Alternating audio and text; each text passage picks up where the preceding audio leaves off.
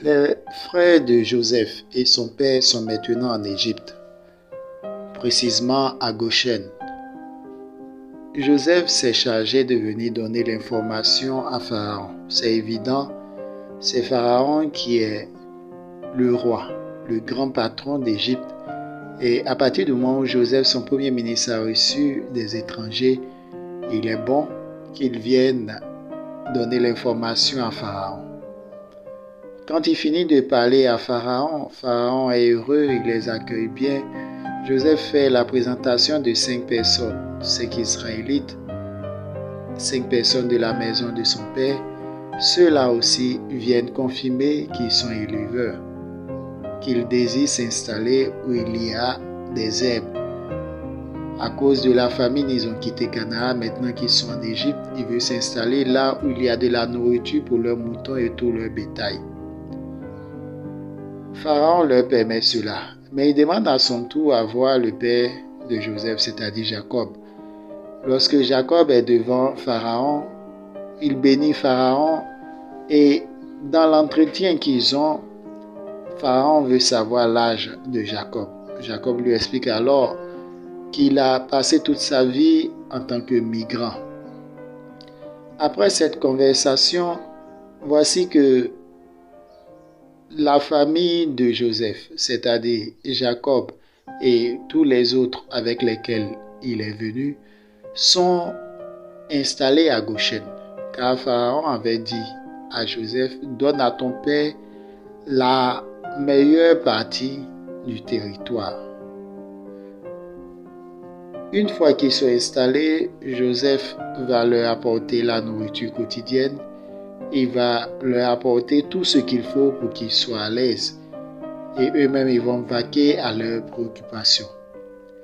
C'est vrai, ils viennent aussi en aide à Pharaon qui avait demandé que certains soient choisis pour pouvoir garder ses bêtes. Après ces événements, voici que la famine continue de régner en Égypte et à Canaan, au point où les Égyptiens et les Cananéens ne savent plus que faire. Oui, les Égyptiens sont venus, ils ont acheté des provisions, ils ont consommé, mais ils n'ont plus d'argent. Alors, quand ils viennent trouver Joseph pour lui faire part de ces situations, Joseph réclame leurs troupeaux. Ceux-ci n'hésitent pas à livrer leurs troupeaux. Et lorsque tous les troupeaux sont livrés, ils ont encore faim car il n'y a plus de nourriture. Alors ils viennent se vendre eux-mêmes et leur sol. À partir de ce moment, Joseph fait l'acquisition pour le pharaon, non seulement de l'argent, du troupeau, mais du sol et de tous les Égyptiens. Tous les Égyptiens deviennent donc des esclaves du pharaon, à part les prêtres, et tout l'argent de l'Égypte appartient au pharaon. Tout le troupeau d'Égypte appartient au pharaon, à part les troupeaux des prêtres et des Israélites, mais tout ce qui est sol en Égypte appartient au pharaon. Joseph, voyant la misère du peuple, va décider de l'aider en lui autorisant de semer, en leur fournissant même la semence et en leur donnant une condition claire. Lorsque vous allez moissonner, vous apporterez un 5e de votre moisson au pharaon. Ainsi, en Égypte, le pharaon devient détenteur de toutes les terres.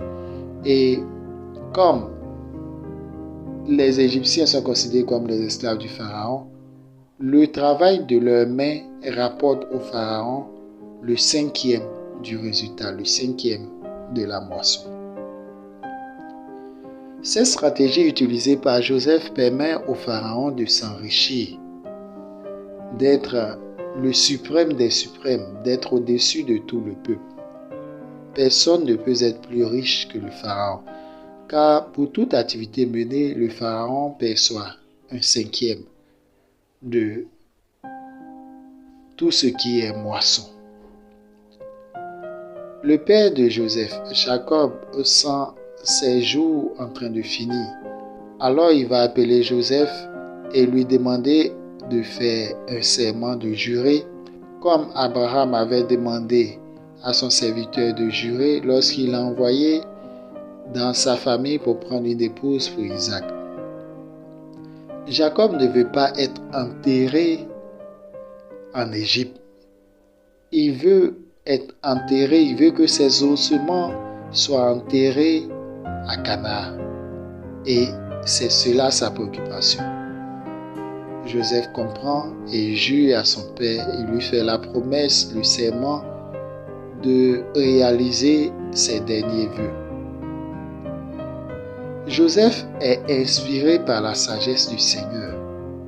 Il est orienté par l'Esprit de Dieu.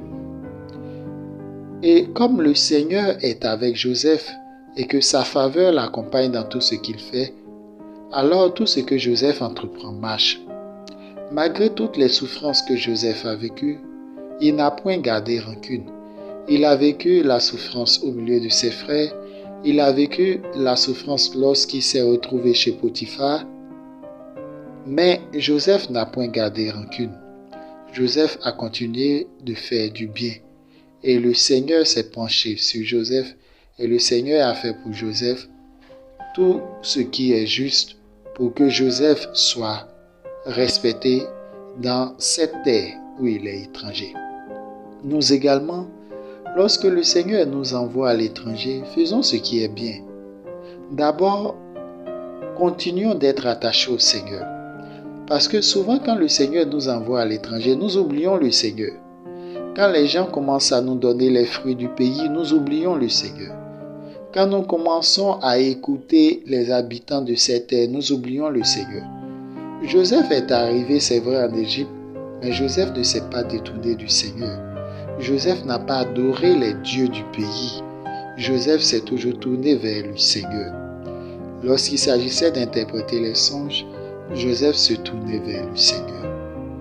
Nous également, lorsque nous arrivons dans un lieu où nous savons que le Seigneur nous a envoyés, quelle que soit la situation dans laquelle nous nous trouvons, tournons-nous toujours vers le Seigneur. C'est le Seigneur qui nous a envoyés. Le Seigneur connaît le milieu mieux que ceux-mêmes qui y habitent, mieux que les autochtones. En plus de cela, quand nous nous tournons vers le Seigneur et que le Seigneur nous donne des orientations, obéissons à ces orientations-là. Regardez Joseph, il n'a fait que pratiquer l'amour. Il avait la possibilité de détourner l'argent qu'il obtenait à partir de la vente du blé. Il avait la possibilité de détourner une partie du bétail et même de rendre les Égyptiens esclaves. Mais Joseph restituait au Pharaon ce qui revenait au Pharaon. Alors que l'idée ne vient pas du Pharaon, l'idée vient de Joseph. Joseph pouvait bien prélever une part, mais il n'a pas fait cela. Il ne s'est pas rendu justice. Il n'a pas cherché à s'auto-payer.